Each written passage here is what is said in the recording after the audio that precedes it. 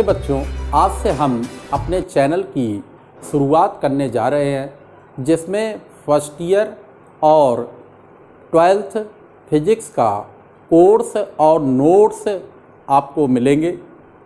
अगर आपकी कोई समस्या है तो कमेंट्स करें, आपकी समस्या को दूर किया जाएगा। अगर हमारे वीडियोस पसंद आए तो लाइक तथा शेयर कीजिए और हमारे चैनल को सब्सक्राइब कीजिए। तो आज से हम अपना पहला चैप्टर आवेश तथा वैद्युत क्षेत्र को शुरू करने जा रहे हैं। आज हम आवेश के बारे में, हमने जैसे बताया था आपको कि आवेश तथा वैद्युत क्षेत्र के बारे में आपसे बात करेंगे। तो देखिए, सबसे पहले आवेश क्या है, दूसरा पॉइंट हमारा आवेश के प्रकार, तीसरा है देखिए आवेश संरक्षण किसे कहते हैं, आवेश की इकाई तथा विमा क्या है, वैद्युत बल संबंधी कूलाम का नियम क्या है, एक कूलाम की परिभाषा क्या है, वैद्युतशीलता का मात्रक विमा तथा आंतरिक मान क्या है। इससे संबंधित हमारे जो क्वेश्चन होते हैं वो पेपर में बहुत ही आवश्यक होते हैं, इसलिए आप थोड़ा सा ध्यान दीजिए और ठीक से समझिए। देखिए, सबसे पहले आवेश क्या है। देखिए, आवेश के बारे में हम ये बता सकते हैं कि आवेश जो है, जैसे कोई वैद्युत रोधी पदार्थ जिसे हम लोग डाई इलेक्ट्रिक भी कहते हैं, परस्पर कांच की छड़ को अगर हम किसी रेशम के कपड़े के साथ रगड़ते हैं या हम कोई प्लास्टिक की छड़ को बिल्ली की खाल के साथ रगड़ते हैं, तो कांच की छड़ में या प्लास्टिक की छड़ में एक ऐसा गुण आ जाता है जो परस्पर हल्की वस्तुओं जैसे कागज को उठाने की क्षमता आ जाती है उसमें। इस घटना को ही हम लोग क्या कहते हैं, आवेश कहते हैं। अगर आपने देखा हो कि हम लोग बचपन में जो है एक खेल खेला करते थे, जैसे वो स्केल को हम लोग जो है अपने सर में लगाने के बाद जो है सूखे बालों में रगड़ने के बाद अगर कागज़ के टुकड़े उठाते थे तो उसमें गुण आ जाता था, या बुरादे के टुकड़ों को भी उठा सकता था, तो इसमें भी आवेश आ जाता था। अन्य भी आपने देखा होगा कि जैसे जो सिल्क की साड़ी होती है, जब महिलाएं पहनती है तो उसमें चट चट चट की आवाज़ आती है, तो वो भी आवेश की घटना को प्रदर्शित करता है। तो हमने ये बताया कि आवेश, सबसे पहले हमारा ये था कि आवेश क्या है। आवेश का जो मात्रक होता है वो कूलाम होता है। तो आवेश का मात्रक हमने बताया कि कूलाम होता है, ठीक है। आवेश दो प्रकार का होता है। नंबर एक, धनात्मक आवेश,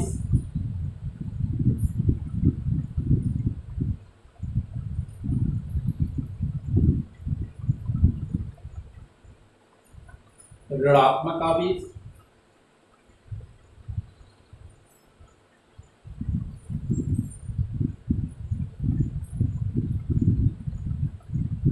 तो ये आवेश के प्रकार है कि एक धनात्मक आवेश होता है, एक ऋणात्मक आवेश होता है। आवेश का आधुनिक मत है। आधुनिक मत के अनुसार अगर हम कहें कि कोई नाभिक जो किससे मिलकर बना होता है, आप लोग जानते होंगे कि प्रोटॉन तथा आवेशहीन न्यूट्रॉनों से मिलकर बना होता है, जबकि इलेक्ट्रॉन जो होते हैं वो नाभिक के चारों ओर चक्कर लगाते रहते हैं। लेकिन जो हमारा आवेश उत्तरदायी होता है वो इलेक्ट्रॉन ही उत्तरदायी होते हैं आवेश के लिए, क्योंकि प्रोटॉन तो आवेशहीन न्यूट्रॉनों के साथ बंधा हुआ होता है, ये नाभिक से अलग नहीं हो सकता। तो जो उत्तरदायी होता है आवेश के लिए वो इलेक्ट्रॉन ही होते हैं, ठीक है। तो ये हमारा आधुनिक मत था, आवेश का आधुनिक मत। आवेश संरक्षण, जो हमारी नंबर तीसरा है कि आवेश संरक्षण क्या है। देखिए, आवेश संरक्षण के अनुसार ये हम जानते हैं कि आवेश को ना तो नष्ट किया जाता है और ना ही उत्पन्न किया जाता है, इसको केवल हम एक रूप से दूसरे रूप में परिवर्तित किया जा सकता है। इसी को हम लोग क्या कहते हैं, आवेश संरक्षण। तो हमने ये कहा कि आवेश संरक्षण के अनुसार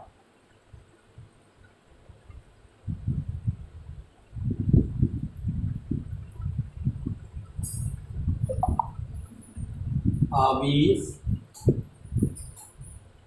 संरक्षण के अनुसार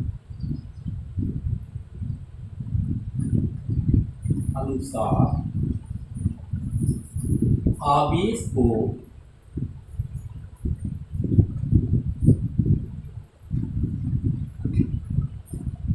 ना तो उत्पन्न किया जा सकता है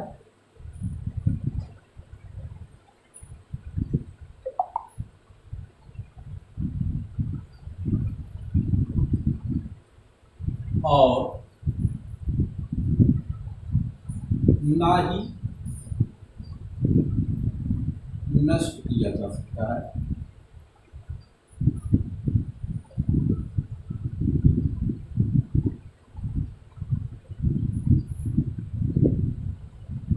इसको एक रूप से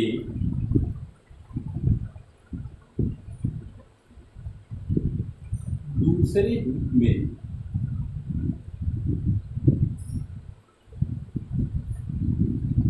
परिवर्तित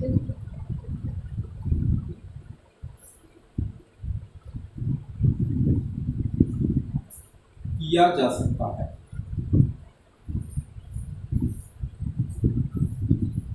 इसी को हम लोग आवेश संरक्षण कहते हैं। तो यह हमने बताया कि आवेश संरक्षण क्या होता है, इसके बारे में हमने बताया कि आवेश संरक्षण क्या होता है।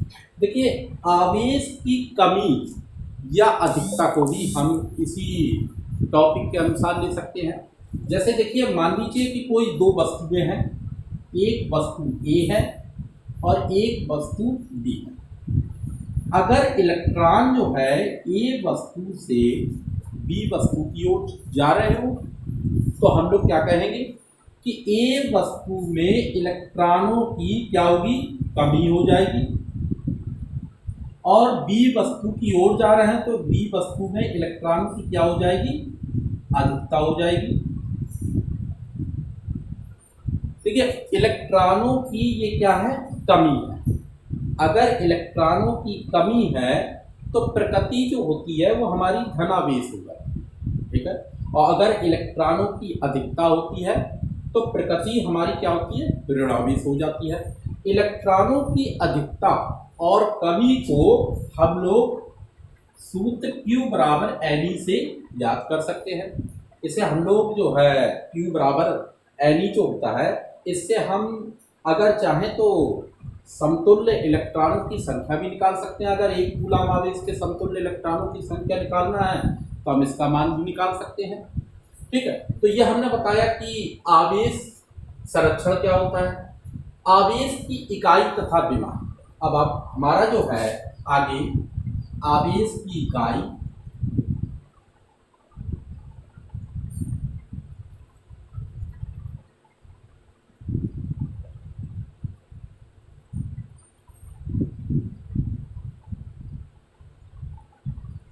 देखिए, आवेश की इकाई तथा विमा।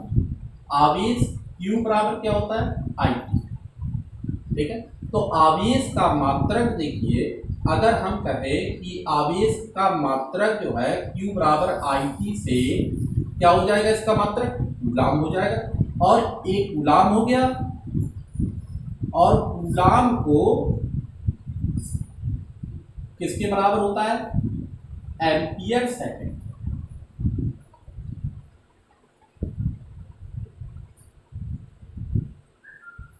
तो आवेश का मात्रक क्या होता है, कूलाम। तो यह आवेश का मात्रक हमने कूलाम बताया। और इसकी विमा क्या हो जाएगी, देखिए Q बराबर I क्या है, वैद्युत धारा। और वैद्युत धारा को हम लोग किससे लिखते हैं, विमा में A से। समय क्या है, T, और T को हम किससे लिखते हैं, T। तो Q बराबर AT क्या आ गया, ये आपकी विमा आ गई। तो इसकी इकाई क्या है, कूलाम, और विमा क्या है इसकी, Q बराबर AT। ये हमारा आ गया। हमारी ये आवेश की इकाई तथा विमा हो गया। अब वैद्युत बल संबंधी देखिए, आप कूलाम का नियम समझिए।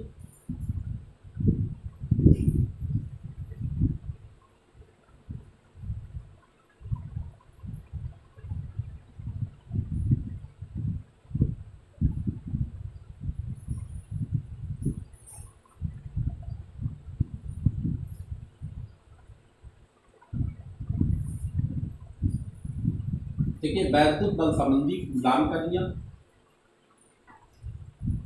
ये दो स्थिर आवेश हैं Q1 और Q2, इन दोनों के बीच की दूरी क्या है r। तो यहाँ पर देखिए वैद्युत बल संबंधी कूलाम के नियम में दो स्थिर बिंदु आवेश, दो स्थिर बिंदु आवेश क्या है Q1 तथा Q2, तो दो स्थिर बिंदु आवेशों के बीच लगने वाला वैद्युत बल आवेशों की मात्राओं Q1 तथा Q2, इन दोनों आवेशों की मात्राओं के गुणनफल के समानुपात होता है तथा दोनों आवेशों के बीच की दूरी, ये बीच की दूरी है, इसके वर्ग के व्युत्क्रमानुपात होता है, वैद्युत बल संबंधी कूलाम का नियम कहलाता है। तो हमने ये देखिए बताया कि दो स्थिर बिंदु आवेशों के बीच लगने वाला वैद्युत बल, दो स्थिर बिंदु आवेशों के बीच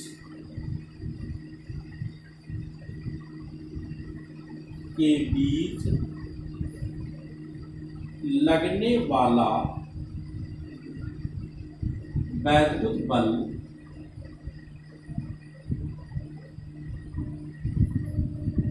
आवेशों की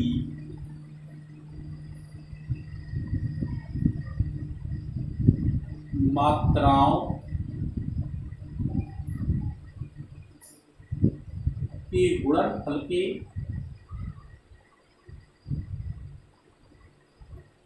समानुपात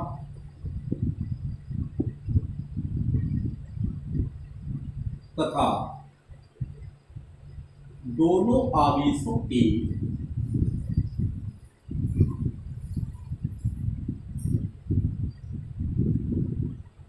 बीच की दूरी के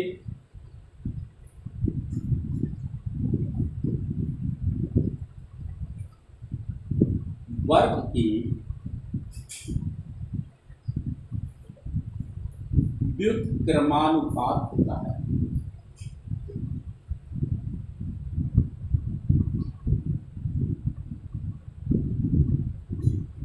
ये वैद्युत बल संबंधी आपका क्या होगा कूलाम का नियम कहलाता है। अगर इसको हम लिखें तो F बराबर C Q1 Q2 बटे R स्क्वायर, F बराबर 1/4 एप्सिलॉन नॉट के इंटू Q1 Q2 अपान R। तो ये देखिए इसका आपका फार्मूला हो गया, ये आपका वैद्युत बल संबंधी कूलाम का नियम। ये F बराबर किसके हो गया 1/4 एप्सिलॉन नॉट के इंटू Q1 Q2 अपान R स्क्वायर। देखिए इसके बाद जो है हमने ये वैद्युत बल संबंधी कूलाम का नियम बताया आपको। एक कूलाम की परिभाषा यहाँ पर देखिए, एक कूलाम की परिभाषा अभी हम लेते हैं। Q बराबर इसमें लिखेंगे एक कूलाम की परिभाषा,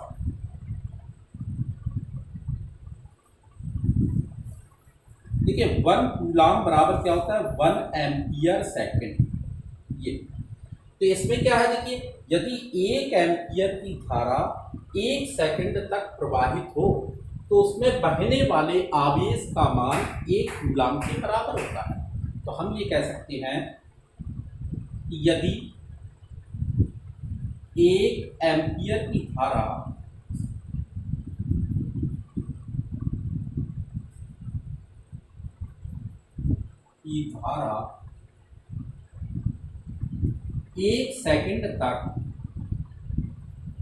एक सेकंड तक प्रवाहित हो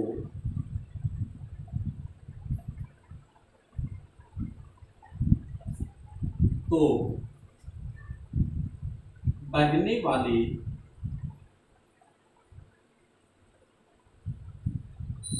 आवेश का मान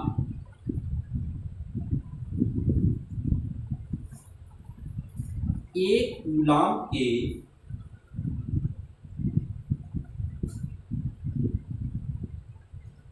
बराबर होता है।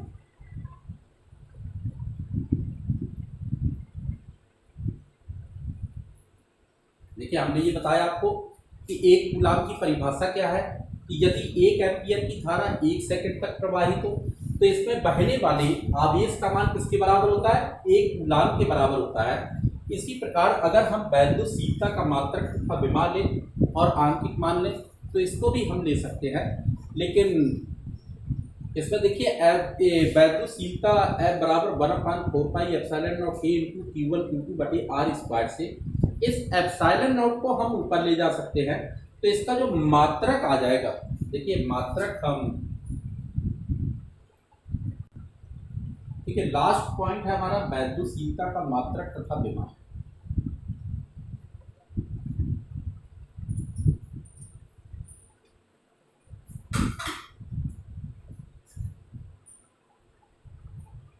मात्रक, विमा, आंकिक मान।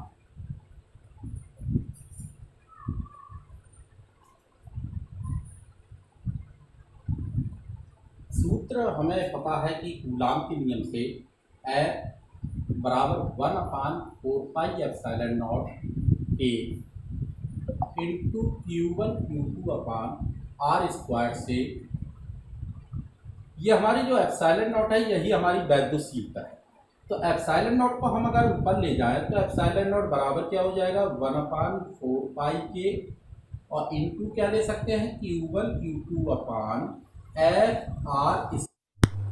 यहाँ देखिए एप्सिलॉन का मान आ जाएगा, ये एप्सिलॉन का मात्रक क्या हो जाएगा, देखिए Q1 Q2 से हो जाएगा कूलाम का स्क्वायर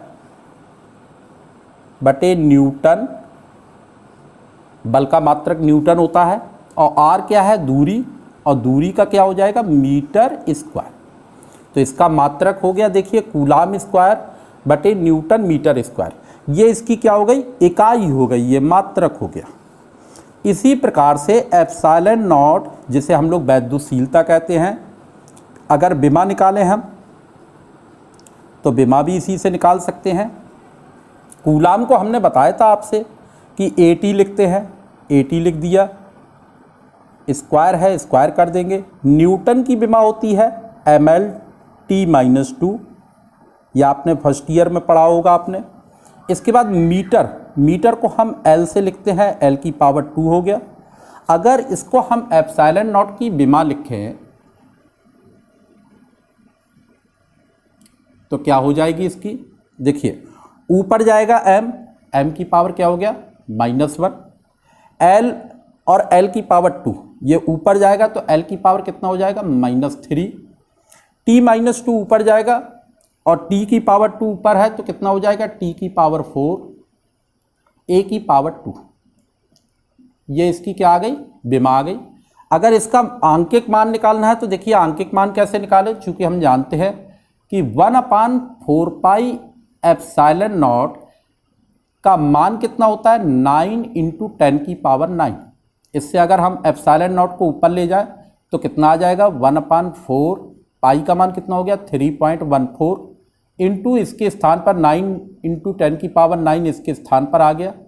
इसको जब हम हल करेंगे तो एप्सिलॉन का मान कितना आ जाएगा, 8.85 इंटू 10⁻⁻12, और मात्रक लिख देंगे कितना आ जाएगा, coulomb square newton meter square. ये एप्सिलॉन का मात्रक विमा, देखिए ये विमा है आपकी, ठीक है। तो ये आपका मात्रक विमा और ये प्राप्त है। तो आज हम अपने इस लेक्चर में ये आपको बताया कि आवेश क्या है। अब हम अगले अध्याय में आपको वैद्युत क्षेत्र और वैद्युत क्षेत्र से संबंधित जो भी आवश्यक तथ्य होंगे उसके बारे में हम आपको बताएंगे। तो देखिए आज हमने आपको जो है आवेश के बारे में बताया कि सबसे पहले आवेश क्या है। आवेश के बारे में हमने बताया कि अगर कांच की छड़ को अगर हम रेशम के कपड़े के साथ रगड़ते हैं या प्लास्टिक की छड़ को आबनूस की छड़ के साथ रगड़ते हैं तो ये परस्पर हल्की वस्तुओं को उठाने का गुण पाया जाता है। इसी को हम लोग क्या कहते हैं, आवेश कहते हैं। तो ये हमने आवेश के बारे में बताया। फिर बताया हमने कि आवेश के प्रकार क्या होते हैं। तो आप लोग जानते हैं कि आवेश दो प्रकार का होता है, एक धनात्मक आवेश बताया और दूसरा ऋणात्मक आवेश बताया कि आवेश के प्रकार क्या होते हैं। आगे आवेश की आधुनिक मत क्या है, आवेश की आधुनिक मत के बताया था हमने आपसे कि आवेश जो होता है, जैसे हम कहें आधुनिक मत के अनुसार कि नाभिक में प्रोटॉन तथा आवेशी न्यूट्रॉन उपस्थित होता है तथा इलेक्ट्रॉन नाभिक के चारों ओर परिक्रमा करते हैं। चूँकि जो इसमें आवेश होता है वो क्या है, किसके कारण होता है, उत्तरदायी क्या होता है, इलेक्ट्रॉन होता है। क्योंकि प्रोटॉन जो है वो किसके साथ बंधा हुआ है, आवेशी न्यूट्रॉन के साथ। अतः प्रोटॉन आवेश के लिए उत्तरदायी नहीं होता। तो ये हमने डिस्कस किया था कि ये क्या होता है। इसके बाद हमने वैद्युत बल संबंधी कूलाम का नियम बताया था। उसमें क्या बताया था कि दो स्थिर बिंदु आवेशों के बीच लगने वाला वैद्युत बल दोनों आवेशों की मात्राओं के गुणनफल के समानुपात होता है तथा दोनों आवेशों के बीच की दूरी के वर्ग के व्युत्क्रमानुपात होता है। यह हमने आपसे डिस्कस किया और बताया। इसके बाद हमने बताया आपको कि आवेश की मात्रक तथा विमा क्या है। तो आवेश का मात्रक बताया कि आवेश का मात्रक कूलाम होता है, विमा इसकी AT होती है, ये भी बताया था आपको। एक कूलाम की परिभाषा बताया था कि 1 कूलाम बराबर 1 एम्पियर सेकंड के होता है। तो अगर हम इसको इस प्रकार से भी कह सकते हैं कि यदि किसी चालक में 1 एम्पियर की धारा 1 सेकंड तक प्रवाहित होती है तो उसमें बहने वाले आवेश का मान 1 कूलाम के बराबर होता है। इसके बाद हमने वैद्युतशीलता का मात्रक, विमा तथा आंकिक मान भी आपको बताया।